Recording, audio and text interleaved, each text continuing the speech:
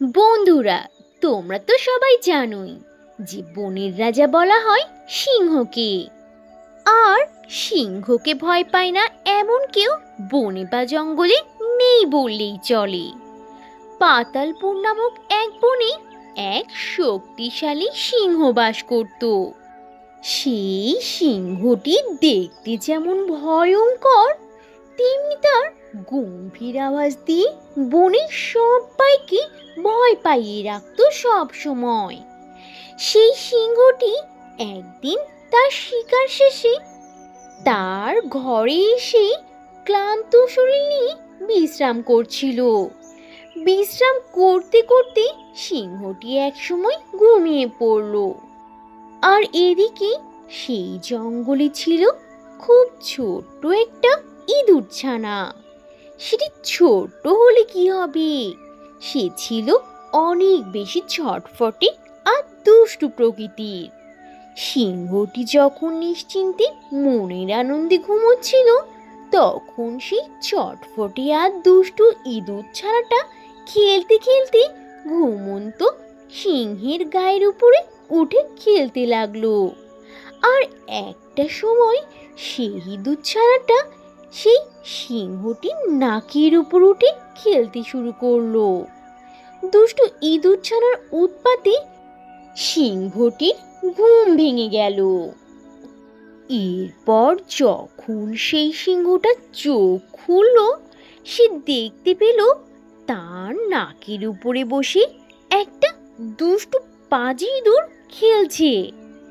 তখন তো সিংহটা অনেক বেশি রেগে গেল, আর সেই দুষ্টু ছোট্ট ইঁদুর ছানাটাকে শক্ত করে ধরে ফেললো আর বলল, এই ছোট্ট নেংটি ইঁদুর, তোর এত বড় সাহস! তুই কি না আমার আরামের ঘুম ভেঙে ফেললি? তোর মতো এই ছোট্ট নেংটি ইঁদুরের এত সাহস হয় কি করে শুনি? আমার গায়ের উপরে উঠে তুই খেলছিস, আর খেলার জায়গা পালি না? আজ তো আমি তোকে মেরেই ফেলবো। সিংহের এ কথা শুনে ছোট্ট ইঁদুর ছানা তো তখন ভয়েই কাচুমুচু। তখন সে ভয়ে ভয়ে সিংহকে বলল, না না রাজা সাহেব, আমাকে মারবেন না, দয়া করুন আমাকে। আমার বড্ড বড় ভুল হয়ে গেছে গো। আমি আপনার ঘুম ভেঙে দিয়েছি, আমি বুঝতে পারিনি। আমার কথাটা একবার শুনুন, দয়া করুন আমাকে। বনের রাজা রাগী সিংহ কি এই ছোট্ট ইঁদুর ছানাটার কথা শুনবে? কারণ বনের রাজা তো ছিল ভয়ঙ্কর রকমের রাগী। নাকি এবার সে এই ইঁদুর ছানাটাকে এক্ষুনি মেরে ফেলবে। সেই ইঁদুর ছানার সাথে এবার কি হবে, সেই সবটা থাকছে পরের পর্বে। ইঁদুর ছানার এমন কথা শুনি তখন সিংহ বলে, আচ্ছা ঠিক আছে, এখন বল তুই কি বলতে চাস শুনি। ইঁদুর তখন ভয়ে ভয়ে বলতে থাকে, রাজা সাহেব, আমার বড্ড বড় ভুল হয়ে গিয়েছে। আমি বুঝতে পারিনি, খেলতে খেলতে এখানে চলে এসেছিলাম। আপনি দয়া করে আমাকে মারবেন না, আমাকে ক্ষমা করে দিন, আমাকে এখন যেতে দিন। আমি কথা দিচ্ছি আপনাকে, আমি এই কথা কোনো দিন ভুলবো না। আর আপনি যদি আমাকে যেতে দিন, তাহলে আমি কোনো না কোনো দিন আপনার এই উপকারের প্রতিদান দেবই দেব। প্রমিস করছি রাজা সাহেব, এখন দয়া করে আমাকে যেতে দিন।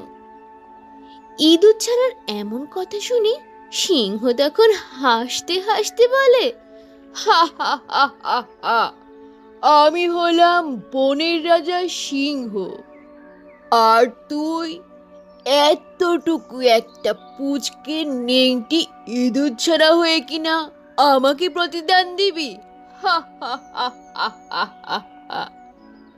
আচ্ছা, সত্যি কি তুই আমাকে প্রতিদান দিবি?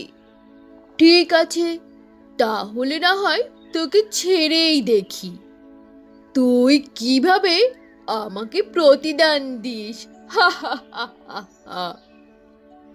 এ কথা বলে সিংহ ইঁদুরছানাটিকে ছেড়ে দিল। আর তখন ইঁদুরছানাটা প্রাণ নিয়ে ভয়ে ভয়ে সেখান থেকে ছুটে পালিয়ে গেল। এরপর কেটে গেল আরো অনেকটা দিন। একদিন এক শিকারীর জালে সিংহটি আটকা পড়ল। তখন সিংহটি তার প্রাণ বাঁচানোর জন্য অনেক জোরে জোরে গর্জন করতে থাকে। হঠাৎ বনের মধ্যে এমন সিংহের বিকট গর্জন শুনি তখন ওই সেই দুষ্টু ইঁদুরছানাটি ছুটে সেখানে আসে। আর সে দেখতে পায় একটা সিংহ শিকারীর জালে আটকা পড়ে খুবই কাতর হয়ে আছে। ইঁদুরছানাটি কি এখন এই সেই সিংহকে চিনতে পারবে? আর সিংহের এই বিপদে ইঁদুরছানা কি সাহায্য করবে? তোমার কি মনে হয়? অবশ্যই কমেন্ট করে জানাবে। ইঁদুরছানাটি সিংহের জন্য কি করবে সেই সবটা থাকছে পরের পর্বে। হঠাৎ করে বনের মধ্যে সিংহের এমন ভয়ানক গর্জন শুনি সেই ছোট্ট ইঁদুরছানাটি ছুটে সেখানে চলে আসে। এরপর সে দেখতে পায় একটি সিংহ শিকারীর জালে আটকা পড়ে খুবই কাতর হয়ে আছে। একটু ভালো করে দেখেই সেই ছোট্ট ইঁদুরছানাটি সিংহটিকে চিনতে পারে। তখন সে সিংহকে বলে, এ কি রাজা সাহেব, আপনাকে এইভাবে জালে বন্দি করলো কে? কার এত বড় সাহস হলো? তবে আপনি একদম চিন্তা করবেন না, আমি তো এখানে এসে গিয়েছি।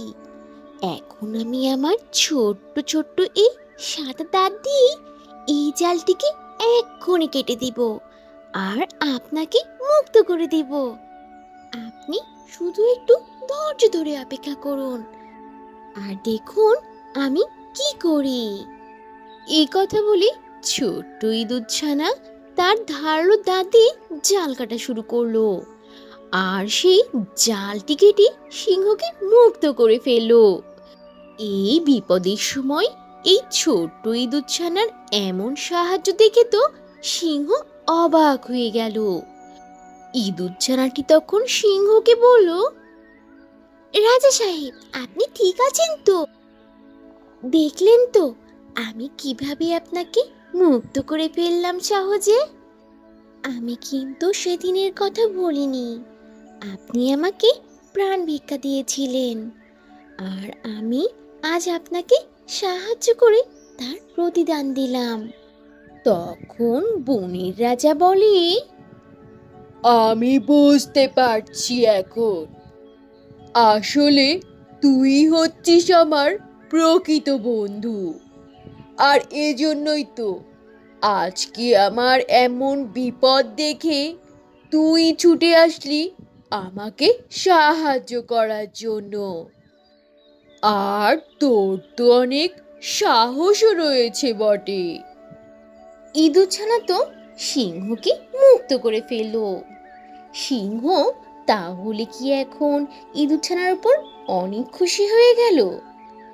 গল্পের বাকি অংশ থাকছে পরের পর্বে।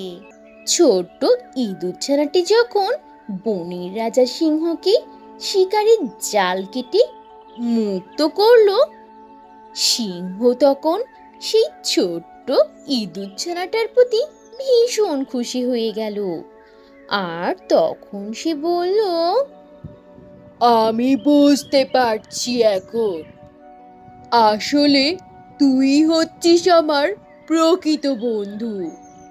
আর এজন্যই তো আজকে আমার এমন বিপদ দেখে তুই ছুটে আসলি আমাকে সাহায্য করার জন্য। আর তোর তো অনেক সাহসও রয়েছে বটে। সিংহের মুখে এসব কথা শুনে ইঁদুরছানা তো তখন আনন্দে খুশি হয়ে গেল। আর বলল, রাজা সাহেব, আমি আপনাকে কথা দিয়েছিলাম, আর আজ তো আমি আমার সেই কথাটাই রাখলাম। আমাদের তো উচিত একজনের বিপদে অপরজন এগিয়ে আসা। আর দেখুন, আমি তো কত ছোট একটা ইঁদুর ছানা, তবু কিভাবে আপনার উপকার করলাম। আসলে আমরা যদি চাই অপরজনের সাহায্য করতে, তাহলে একটা না একটা উপায় ঠিকই বের হয়ে আসে। এই পৃথিবীতে আমরা কেউই তো তুচ্ছ নই। তখন সিংহ বলে, তুই ঠিকই বলেছিস রে। আমিও আজ থেকে তোর যে কোনো বিপদে আপদে সাহায্য করব, কেমন? এরপর সেই ইঁদুরছানা আর সিংহটি একে অপরে খুব ভালো বন্ধু হয়ে যায়, আর তারা সব সময়ই একজন অন্যজনের বিপদে সাহায্য করত। আচ্ছা বন্ধুরা, এই গল্পটি থেকে তাহলে আমরা কি জানতে পারলাম? ছোট বলে কাউকে তুচ্ছ করা নয়, বরং বিপদে আপদে একজন অন্যজনদের সাহায্য করা উচিত। কারণ কে কখন কার উপকারে আসবে সে কথা কেউই বলতে পারে না। তাহলে আজ এখানেই শেষ করছি।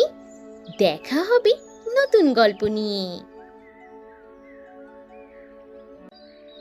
তো বন্ধুরা, এই ছিল আজকের গল্প। গল্পটি থেকে কি শিক্ষা পেলে তা অবশ্যই কমেন্ট করে জানাবে, আর ভালো লেগে থাকলে একটা লাইক করে দেবে। আর এখনো যদি চ্যানেলটি সাবস্ক্রাইব না করে থাকো, তাহলে এখনই লাল রঙের বাটনটি চেপে চ্যানেলটিকে সাবস্ক্রাইব করে দাও, আর অল দিয়ে নোটিফিকেশন প্রেস করে রাখো। তাহলে বন্ধুরা, আজ এখানেই শেষ করছি। আবার দেখা হবে নতুন কোনো ভিডিওতে, নতুন কোনো গল্প নিয়ে। সে পর্যন্ত তোমরা সবাই ভালো থাকবে আর নিজেদের প্রতি খেয়াল রাখবে। আল্লাহ হাফিজ।